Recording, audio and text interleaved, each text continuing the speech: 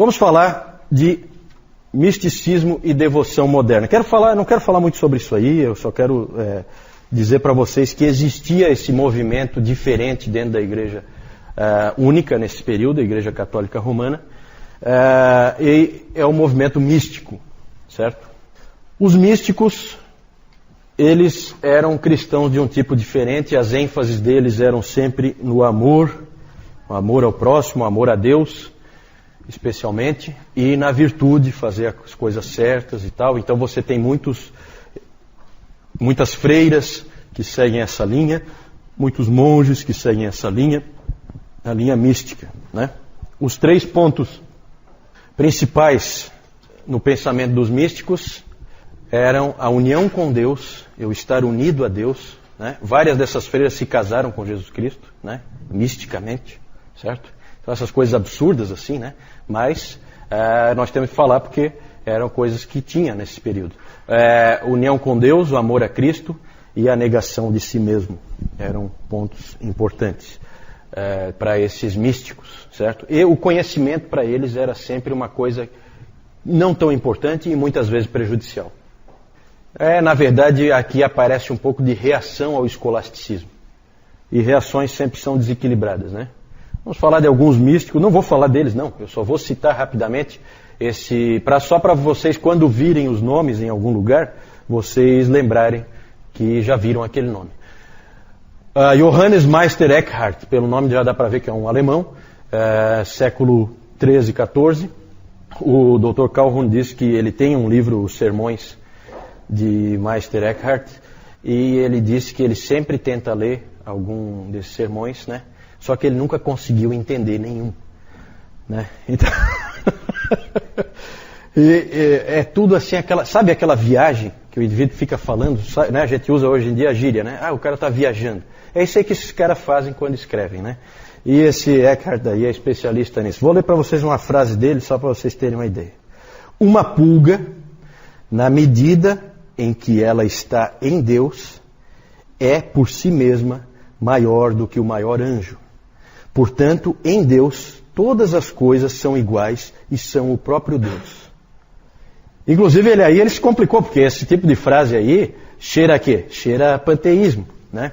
Então a igreja começou a ver nele uma certa heresia e coisa, ele foi obrigado a se retratar. E dizer, não é isso, não foi isso que eu quis dizer, né? Então é complicado, né? Mas é um sujeito esquisito esse aí, mas é um sujeito bastante conhecido, né? Esse Meister aí, na verdade, não é do nome dele, não, é mestre, né? Como os seguidores dele chamavam ele. Esse Walter Hilton, não vou falar nada sobre ele, mas ele escreveu um livro importante para os místicos que se chama A Escada da Perfeição. Os místicos adoram a ideia de uma escada, de passos que você tem que seguir para o teu aperfeiçoamento espiritual. Então ele tinha esse livro, A Escada da Perfeição. A Juliana de Norwich, ela é a primeira mulher a escrever um livro em inglês. Inclusive é estranho porque esse nome, Juliano, não era usado para mulheres. Então, na verdade, o que se acha hoje é que esse nome não é o nome dela. Que ela ficava próxima à igreja de São Juliano e por isso ela ficou com esse nome, com o nome dele, né?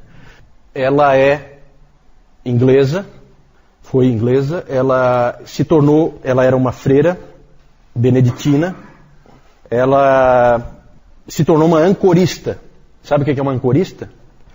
É uma pessoa que fica enclausurada numa igreja, então ela é feito um quarto para ela, com uma janelinha que dá para dentro da igreja, que é por onde ela pode se confessar, esse tipo de coisa, e uma janelinha que fica para fora da igreja, que é onde o povo vem conversar com ela, se aconselhar, né? É uma psicóloga é uma psicóloga do século XV, né? 14, 15, certo? Então o povo ia lá e falava com ela. Ela escreveu um livro, As Revelações do Amor Divino. As Revelações do Amor Divino. E revelações aí é isso mesmo, revelações. Porque ela alegava que ela teve 16 revelações da parte do próprio Cristo. E inclusive numa delas é interessante porque ela teve a revelação de que em Deus não há ira nenhuma, em Deus só há amor. Que lindo isso, né? Pena que não é bíblico. Muito lindo, só não é bíblico. Sempre há entre esses místicos o desejo de ser um só com Deus. A união mística. Né? Que foi o que essa Catarina de Siena, que aparece aí em seguida, ela atingiu, ou pelo menos pensou atingir. Né? Ela era uma freira dominicana, essa Catarina de Siena. Ela disse que ela foi importante para trazer o Papa de volta para Roma, que o Gregório XI foi convencido por ela para voltar.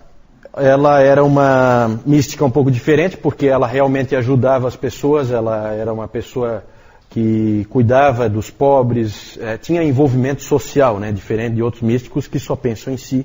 Nisso ela é um pouco diferente.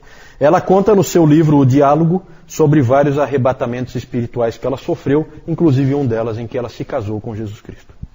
Né? Então, essas coisas estranhas que tinham desses místicos. Né? É a união mística, certo? Desses todos aí, o Lutero, claro que ele desprezava todos eles, a não ser esse último aí, Johannes Tauler, que ele recomendava a leitura, e realmente, segundo o Calhoun, é um místico que dá para você ler, que é interessante o que ele escreveu. Tem coisas boas que você pode aproveitar. Agora, o mais importante de todos, o mais famoso de todos, até hoje é um livro muito importante, eu já li bastante coisa, do livro do Tomás A. Kempis, A Imitação de Cristo. Alguém já leu alguma coisa da Imitação de Cristo aqui? Ninguém? É um livro realmente interessante, é um livro diferente. Esse Tomás A. Kempis, ele era um alemão, ele entrou nessa ordem dos irmãos da vida comum, que é uma ordem de leigos holandesa. E esse livro é um livro bem interessante, é um livro diferente, que ainda tem bastante coisa interessante para você ver hoje ainda. Ele tem bastante do sistema sacramental, mas também tem alguns elementos de justificação pela fé, tem alguma coisa de graça, não muito, mas tem. Tem bastante coisa válida ali. Ele é um livro parecido com o livro de Provérbios. Você tem ali muitas frases de efeito, e ele moldou muito do pensamento moderno quanto à vida com Deus. Ele é um pouco diferente dos outros. Tanto que o livro A Imitação de Cristo é tão importante que, quando se fala em devoção moderna, é sinônimo do livro do Tomás A. Kempis, A Imitação de Cristo. Esse livro é lido hoje ainda, é um livro que tem validade, né, diferente das outras coisas que é mais de significado mais histórico. Né? É claro que você tem que saber separar aí o joio do trigo, como em tudo. Né? Reter o que é bom só. A avaliação do misticismo. Eu falei que ia ser rápido e realmente isso aí não tem muito por que a gente gastar muito tempo, não tem nada de muito valor aí para nós. O que tem de bom no misticismo? A ênfase no amor a Deus, uma coisa do coração que o escolasticismo não tinha. Isso aí é uma coisa que não dá para a gente dizer que é ruim.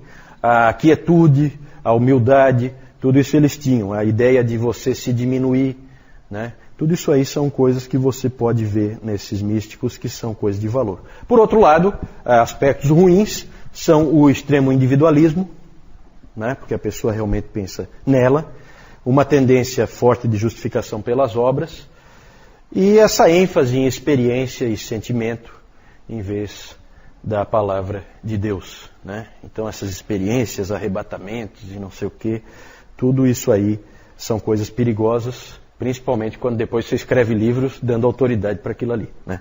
Aí é mais perigoso ainda. É isso aí. Aqui então vocês veem a Catarina de Siena, ali vocês têm aqui a pintura da união mística, né? Ali não dá para ver, mas é uma troca de alianças dela com Cristo. Né? Não sei quem é que está ali atrás.